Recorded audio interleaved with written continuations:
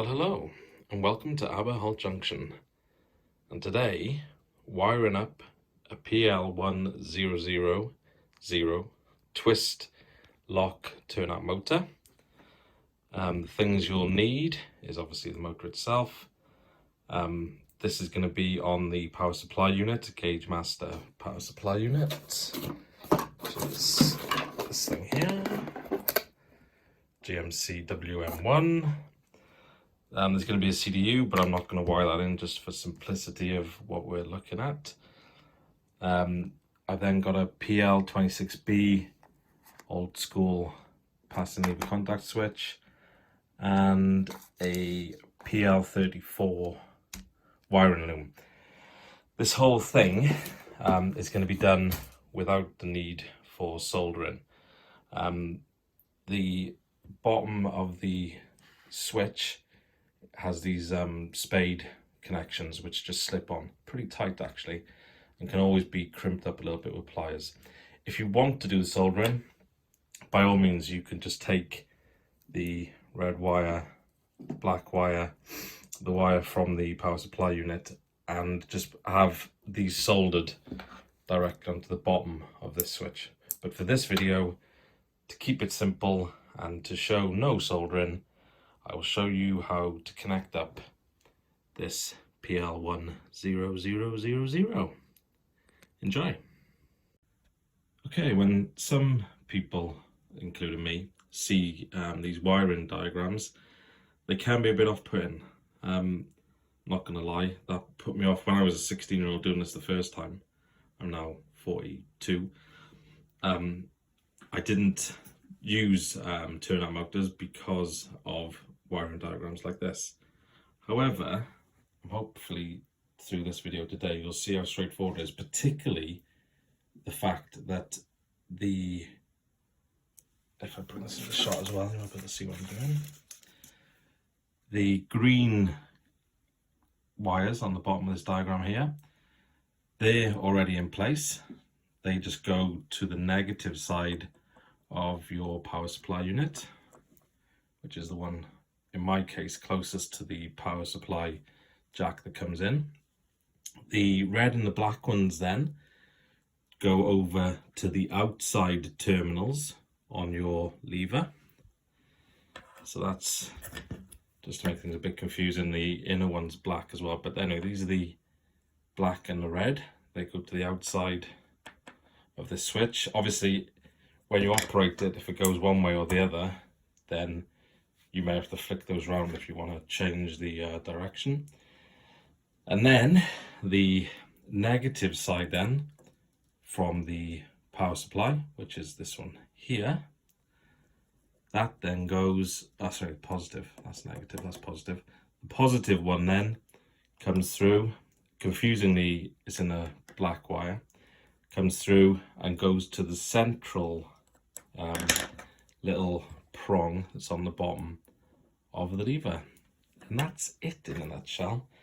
I did this, took me about 5 minutes, maybe 10, and it worked first time. I'll show you it fired up now.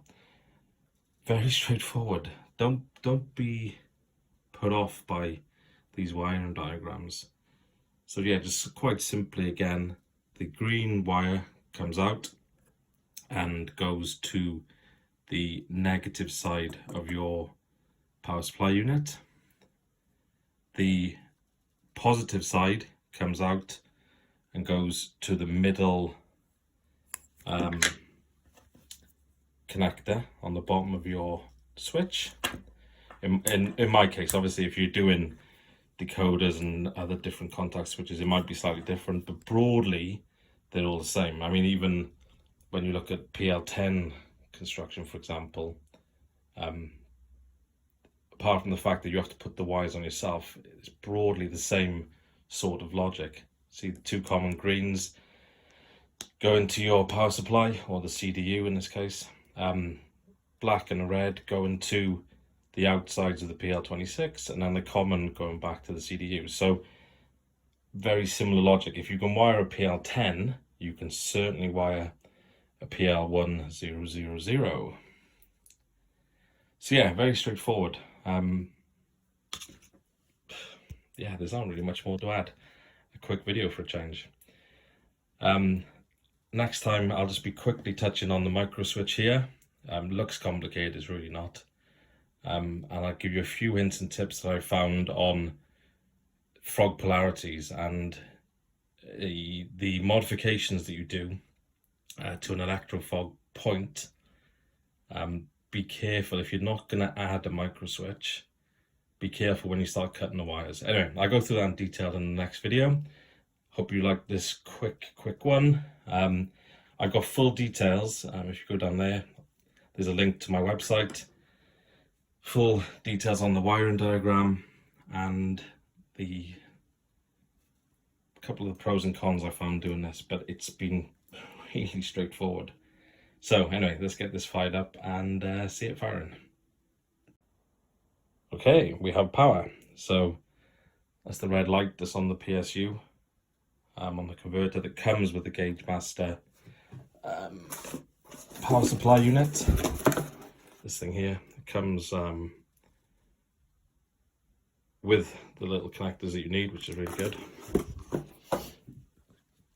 I was wondering how I would take that and split the power to different sections, but you don't need to do that. There's two different outputs that you can get.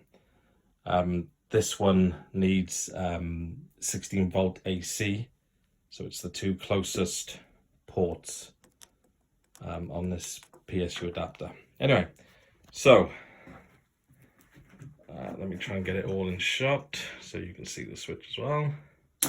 Oh, there we go. And that's it firing. I'll just get a close-up of this while I fire the lever. There we go, nice little mechanism. I've got the micro switch on the bottom as well. That obviously is optional, you may not have that on there. I tend to find that it fires a bit better, a bit more consistently, if you like, with the micro switch on the bottom.